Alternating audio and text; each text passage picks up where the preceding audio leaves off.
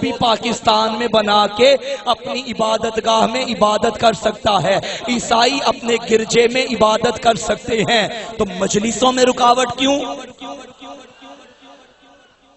بھائی جو اسلام سے ہٹ کے ہیں انہیں روکنے والا کوئی نہیں۔ یہاں چار دیواری کے اندر بھی مجلس ہو تو شور ڈالا جاتا ہے۔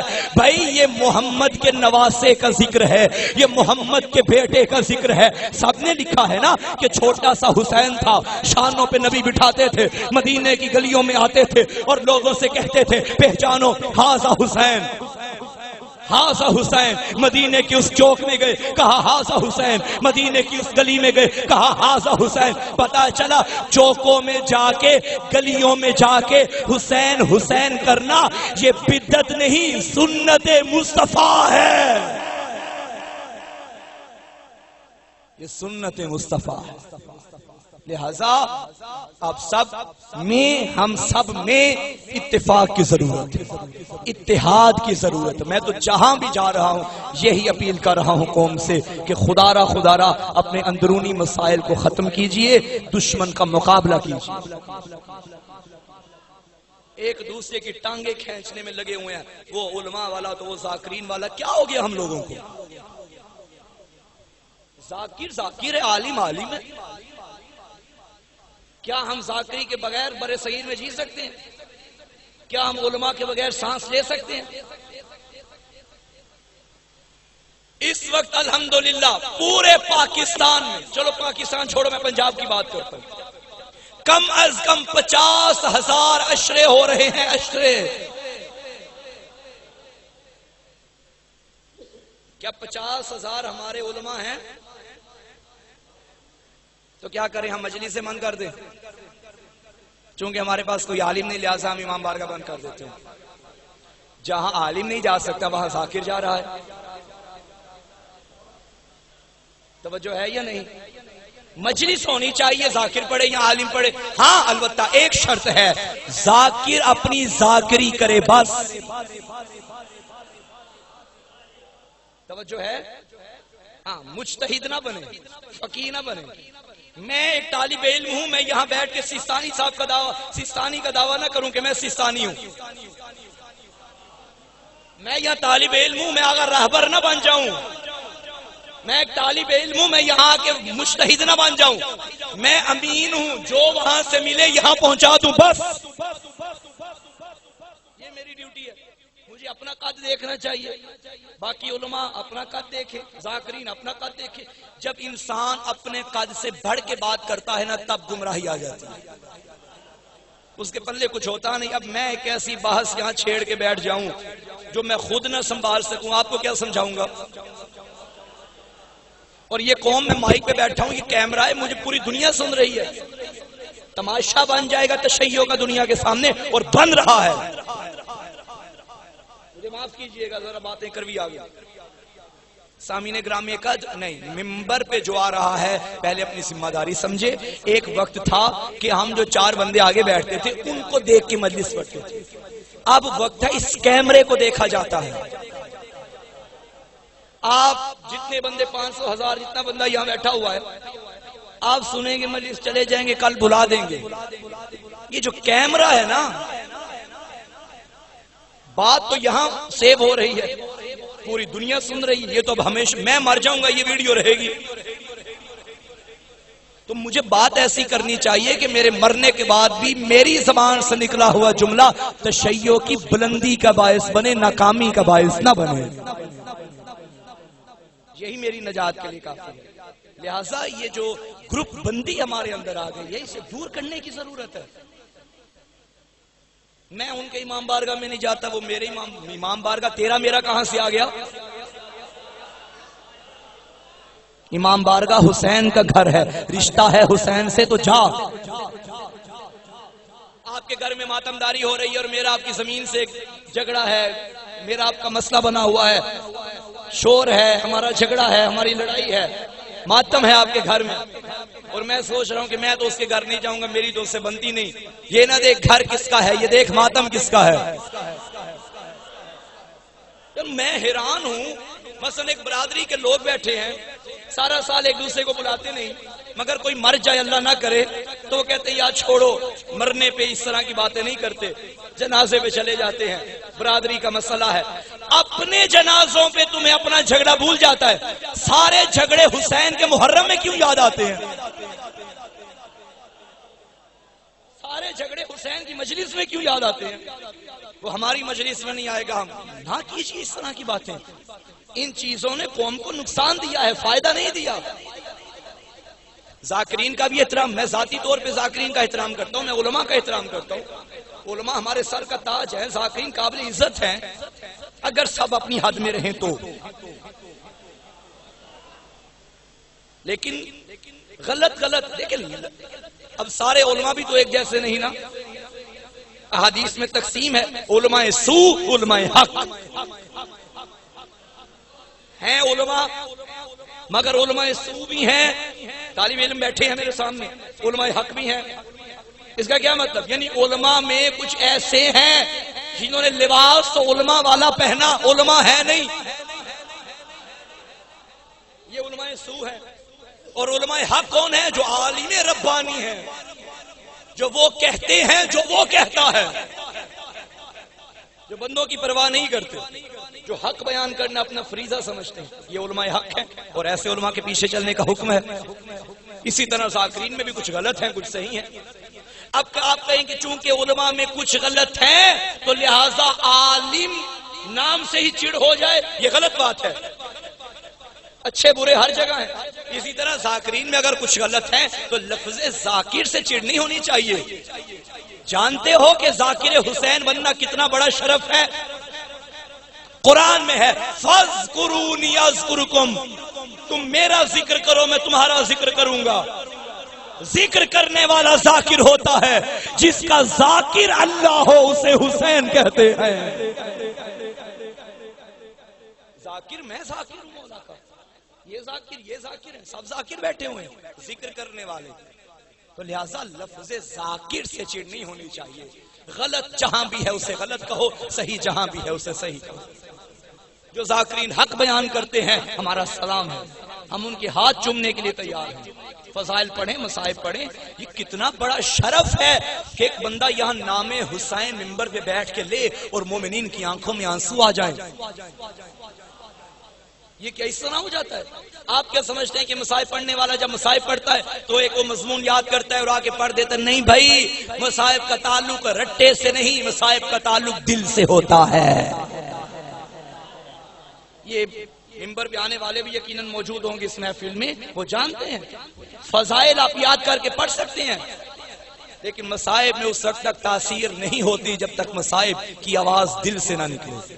دل میں درد ہوگا تو درد باہر جائے گا نا، تو یہ کیسے آتا ہے؟ اور درد حسین اس دل میں آتا ہے جو دل پاک ہوتا ہے، جس دلوں میں یہ ذکر نہیں آ سکتا۔ لہذا عزاداروں کا، ماتمیوں کا، خانوں کا، ذاکرین کا، علماء کا، فقہا کا، سب کا احترام کریں، سب کو اپنی اپنی جگہ پہ رکھیں، اور سب بھی ایک دوسرے کا احترام کریں۔ ذاکرین کی مجلس ہے تو میں طالب علم وہاں نہیں جاؤں گا، کیوں نہیں جائیں گے بھائی آپ؟ علماء پڑھنے والے ہیں تو میں ذاکر نہیں جاؤں گا، کیوں نہیں جائیں گے آپ؟ پریشان تو نہیں ہو گئے؟ میں آپ کو اپنی بات بتاؤں، الحمدللہ میں یہ اس وجہ سے نہیں کہہ رہا کہ میں کوئی غرور تکبر کر رہا ہوں، خدا معاف کرے، صرف اس لیے کہ شوق پیدا ہو نوجوان میں۔ میں خود بانی ہوں سال میں 4 مجالس کا، میں اپنی بارگاہ میں مجالس کا تو پورے دن کی بھی 1-2 مجلس ہے، اور بعض 1-2 افراد پڑھنے والے ہیں بعض مجالس میں، ان میں علماء بھی ہوتے ہیں، ذاکرین بھی ہوتے ہیں۔ ذاکرین ہیں، ابھی 5 دن پہلے میں سیالکوٹ میں ہی تھا تو مجھے ایک ذاکر کی کال آئی کہ میں تھکا ہوا ہوں تو آرام کی ضرورت ہے، آپ کے علاقے میں ہوں، تو میں نے کہا میرا گھر حاضر ہے، آ جائیے۔ اس سے بڑا کیا شرف ہوگا کہ جس گھر میں ذاکر حسین مہمان بن کے آ جائے۔ سامنے ایک دوسرے کا احترام کیجیے۔ میں نے پہلے عرض کیا کہ شرط ہے کہ حق بیان کریں، میں نے عرض کیا ہاں، منبر حسین کا اور جھوٹ کا تعلق نہیں، یہ میں نے پہلے عرض کیا، میں نے شرط رکھی ہے جی۔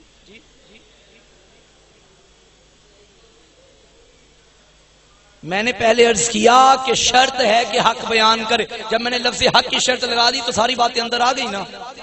اب میں ایک ایک شک اندر لا کے بیان کروں تو وہ تو اچھی بات نہیں ہے. سمجھ آ گئی؟ تو لہٰذا میں نے یہ بھی کہا کہ غلط صحیح ہر جگہ ہوتے ہیں. اب ایک بندہ یہاں سے اٹھے وہ کہے جی فلاں یہ پڑھتا ہے، ایک بندہ یہ اٹھے فلاں یہ پڑھتا ہے، پھر تو بندہ سارا دن یہیں پہ بات کرتا رہے نا. جب میں نے ایک لفظ کہہ دیا کہ جو بندہ حق بیان کرتا ہے، جھوٹ سے پرہیز کرتا ہے، وضو کر کے منبر پہ آتا ہے، واجبات کی ادائیگی کرتا ہے، 5 وقت کا نمازی ہے، ماتمی بھی ہے، اس سے افضل کون ہے؟ ماتمی بھی بنیے، عزادار بھی بنیے، نمازی بھی بنیے. جو ہاتھ یا حسین کے لیے یہاں آتے ہیں وہ تب اچھے لگیں گے جب اللہ اکبر کے لیے یہاں بھی آئیں. دونوں باتیں شرط ہے. عزاداری نہ نماز سے جدا ہے، نہ نماز عزاداری سے جدا ہے. وہ بندہ بھی ٹھیک نہیں جو عزاداری تو کرے اور نماز سے دور ہو جائے، اور وہ بھی ٹھیک نہیں جو نمازیں تو پڑھتا رہے اور عزاداری سے نفرت کرے. عزاداری یاد حسین ہے، نماز مقصد حسین ہے. دونوں چیزیں ساتھ. ہر شے کے تقاضے ہیں، ہر شے کے تقاضے ہیں، لیکن ایک نام سے چڑ ہمیں نہیں ہونی چاہیے. یہ قلب وسیع کرنا ہوگا، شدت پسندی کو دور کرنا ہوگا. کون حسین؟ جس کا سب سے بڑا ذاکر امام سجاد ہے،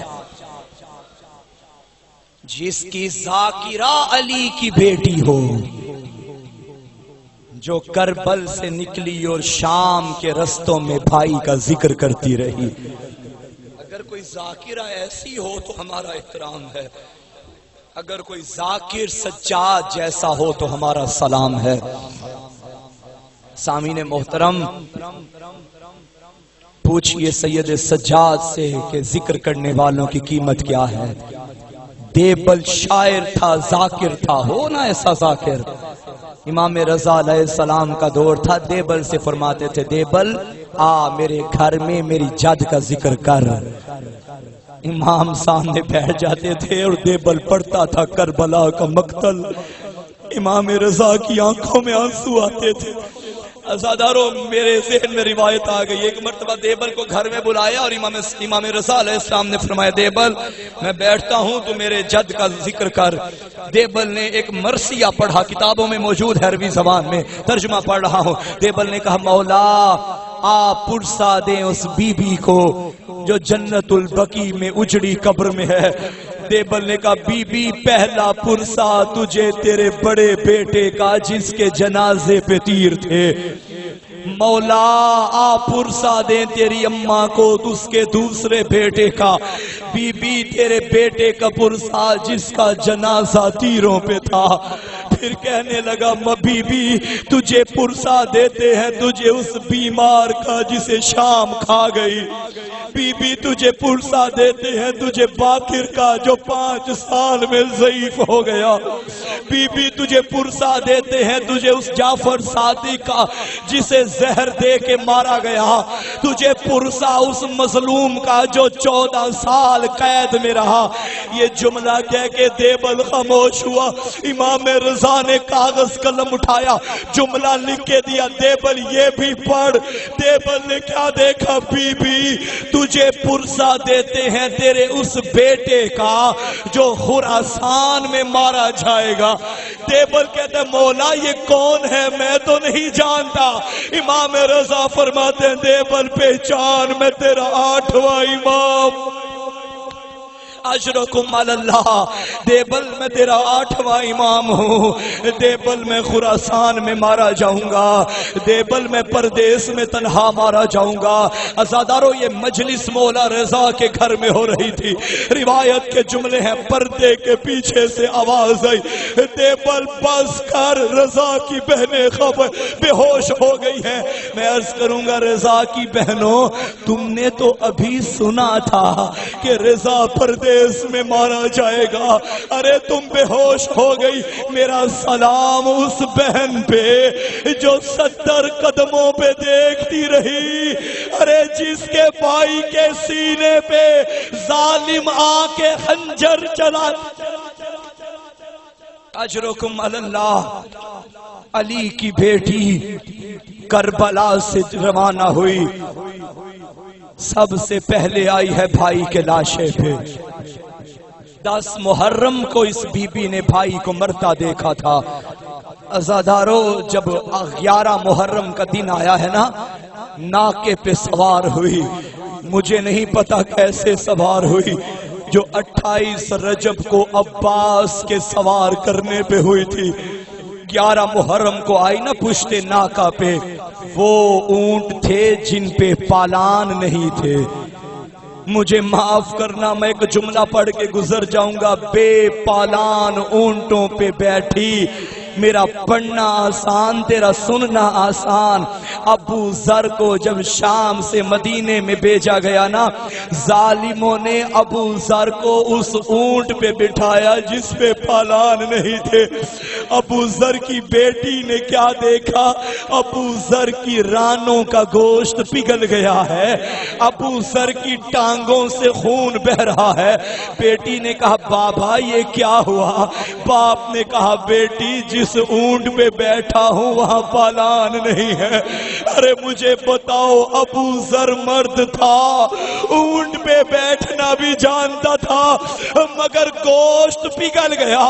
ارے کجا علی و بطول کی نفیس بیٹیاں پشت ناکا پہ سوار ہوئی.